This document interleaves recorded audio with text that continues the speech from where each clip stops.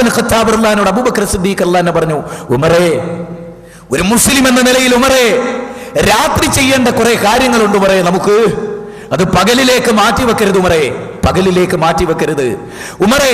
പകലിൽ ചെയ്യേണ്ട കുറെ കാര്യങ്ങളുണ്ട് ഉമറേ, അത് രാത്രിയിലേക്ക് മാറ്റിവെക്കരുത് ഉമറേ. ഇതെനിക്ക് നിന്നോടുള്ള വസിയത്താണ്. വരാനിരിക്കുന്ന ഒരു കാലഘട്ടം ചരിത്രത്തിലെ വല്ലാത്ത കാലഘട്ടമായി അഭിമുഖീകരിക്കുമ്പോൾ ഉമറേ, രാത്രി ചെയ്യാനുള്ള കാര്യങ്ങൾ മടി കാരണം, അലംഭാവം കാരണം മറന്നു പോകരുത് ഉമറേ, അത് പകലിലേക്ക് മാറ്റിവെക്കരുത് ഉമറേ. പകലിൽ ചെയ്തു തീർക്കേണ്ട കുറെ ഡ്യൂട്ടി ഉണ്ട് ഉമറേ, അത് രാത്രിയിലേക്ക് വെക്കല്ലേ ഉമറേ എന്ന് അബൂബക്കർ സിദ്ദീഖ്. എന്നിട്ട് അദ്ദേഹം പറഞ്ഞു, ഉമറേ, ഖുർആൻ ദുഃഖവും സന്തോഷവും നരകവും സ്വർഗവും മാറി മാറി ചർച്ച ചെയ്തിട്ടുള്ള അത്ഭുതകരമായ ഒരു ഘടനയാണ് ഉമറേ വിശുദ്ധ ഖുർആനിന്റെ ഘടന. അതുകൊണ്ട് ഉമറേ, ആ ഖുർആനിൽ പരലോകത്തെ പറ്റി നരകത്തെ പറ്റി പറയുമ്പോൾ ഉമറേ, ആ നരകത്തിൽ പോകാനുള്ള കാരണമെന്ത് എന്ന് വിശദീകരിക്കുന്നുണ്ട് ഉമറേ. ആ കാരണത്തിൽ ഉമറേ നീ ഉണ്ടോ എന്ന് പരിശോധിക്കണം ഉമറേ, നോക്കണം. അവർ പരസ്പരം ഉപദേശിച്ചു.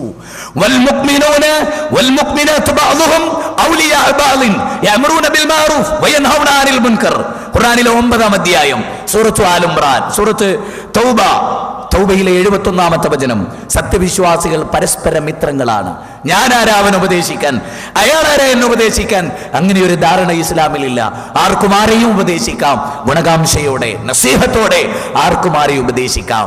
ഖുർആനിൽ നിന്ന് അത് മനസ്സിലാക്കിയ അബൂബക്കർ സിദ്ദീഖ് റളിയല്ലാഹു ഉമർ ബിൻ ഖത്താബ് റളിയല്ലാഹു പറഞ്ഞു, ഉമറേ, നരകത്തെ കുറിച്ച് പറയുന്നിടത്ത് നരകത്തിന്റെ കാരണത്തെ പറ്റിയും പറയുന്നുണ്ട് ഉമറേ. എന്തുകൊണ്ടാണ് അവർ നരകത്ത് പോയത് എന്നതിനെ സംബന്ധിച്ച് പറയുന്നുണ്ട് ഉമറേ. അത് നമ്മുടെ ജീവിതത്തിൽ വരാതിരിക്കാൻ സൂക്ഷിക്കണം ഉമറേ എന്ന് മഹാനായ അബൂബക്കർ സിദ്ദീഖ് റളിയല്ലാഹു അൻഹു. 4-ാമത്തെ കാര്യം ഉമറേ, സ്വർഗത്തെ പറ്റി അള്ളാഹു ചർച്ച ചെയ്യുന്നു ഉമറേ. സ്വർഗത്തിലേക്ക് എത്തിപ്പെടാൻ ആവശ്യമായ കാര്യങ്ങൾ എന്താണ് എന്ന് പറയുന്നുണ്ട് ഉമറേ.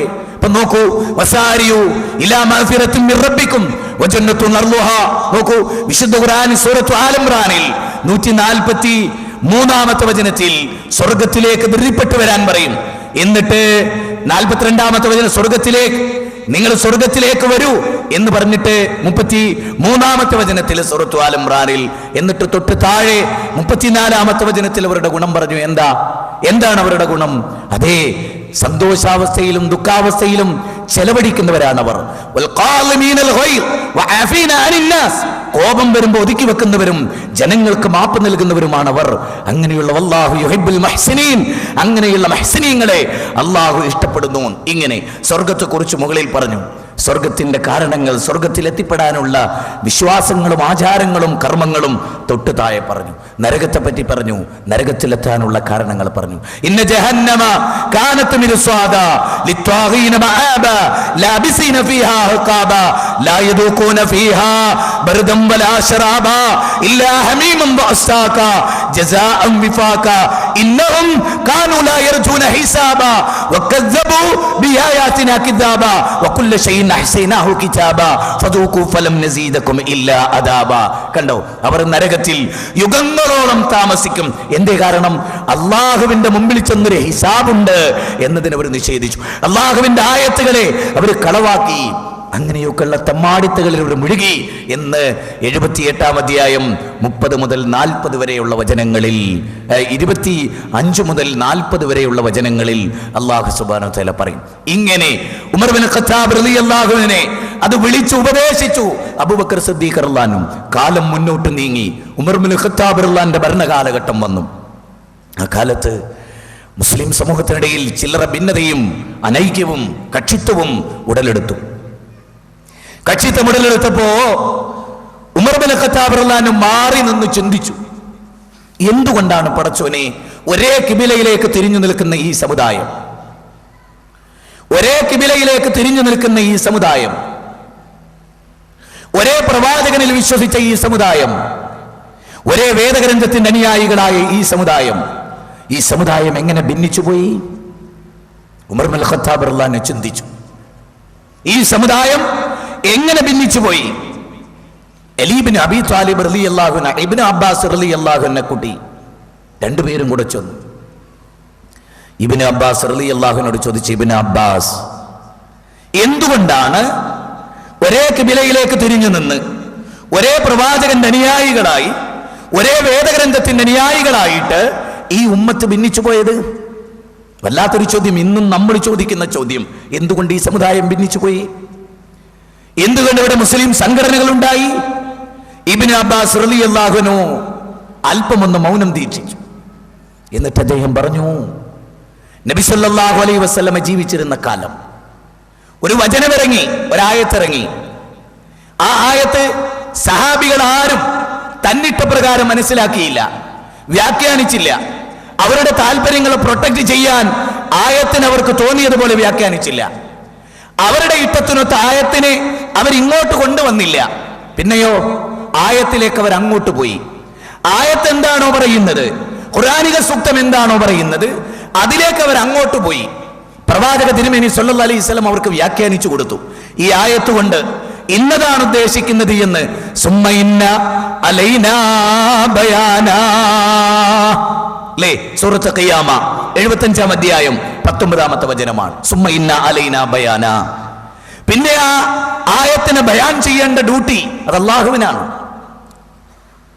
പടച്ചതമ്പുരാനാണ്. ആ ഡ്യൂട്ടി അല്ലാഹു ഏറ്റെടുത്തു. ഉമർ ഇബ്നു ഖത്താബ് റളിയല്ലാഹു ഇബ്നു അബ്ബാസ് പറയാൻ, ഇബ്നു അബ്ബാസ് റളിയല്ലാഹു അൻഹു പറയാൻ, എന്ത്? ആ ഒരു ഉത്തരവാദിത്തം റസൂൽ നിർവഹിച്ചു. അതുകൊണ്ട് എല്ലാ സഹാബികളും ആ ആയത്തിൽ നിന്ന് ഒരേ ആശയം മനസ്സിലാക്കി. അവരുടേതായ വ്യാഖ്യാനങ്ങൾ ഉണ്ടായില്ല, അവരുടേതായ താല്പര്യങ്ങൾ ഉണ്ടായില്ല. റസൂലുള്ളാഹി സ്വല്ലല്ലാഹു അലൈഹി വസല്ലമ വഫാത്തായി. എല്ലാവരും ശരിക്കും മനസ്സിലാക്കണം, മുസ്ലിം സമൂഹത്തിന്റെ ഛിദ്രതയുടെ കാരണങ്ങളിൽ ഏറ്റവും പ്രധാനമായ ഒന്ന്, കാലം മുന്നോട്ട് നീങ്ങി, പ്രവാചക തിരുമേനി സല്ലല്ലാഹു അലൈഹി വസല്ലമ വഫാത്തായി. അതിനുശേഷം ഇതേ ആയത്തുകൾ ആളുകൾ ഓതാൻ തുടങ്ങി. ചില ആളുകൾ ആ ആയത്തിന് അവരുടെ ഇഷ്ടത്തിനൊത്ത്. അതുകൊണ്ടാണ് അലി ബിൻ അബീ ത്വാലിബ് റളിയല്ലാഹു അൻഹു പറഞ്ഞ കലിമത്തു ഹഖിൻ, ഭരണം ഇനില്ല ഹുക്മ ഇല്ല അലില്ല, അല്ലാഹുവിനാണ് വിധികർത്തൃത്വം എന്ന ആയത്ത് നിങ്ങൾ ഓതി. മഹാനായ അലി ബിൻ അബീ ത്വാലിബ് റളിയല്ലാഹു അൻഹു കലിമത്തു ഹഖിൻ, ആ വാക്ക് സത്യമാണ്, പക്ഷെ നിങ്ങളുടെ ഉദ്ദേശം തെറ്റാണ്. ആയത്തിൽ നിങ്ങൾ ഉദ്ദേശിച്ചതും നിങ്ങൾ വ്യാഖ്യാനിച്ചതും തെറ്റാണ്. ആയത്തുകളെ പിൽക്കാലത്ത് തന്നിട്ട പ്രകാരം വ്യാഖ്യാനിച്ചു. കൊട്ടപ്പുറം വാദപ്രതിവാദത്തിൽ മുസ്ലിങ്ങൾ വരുന്നത് വരെ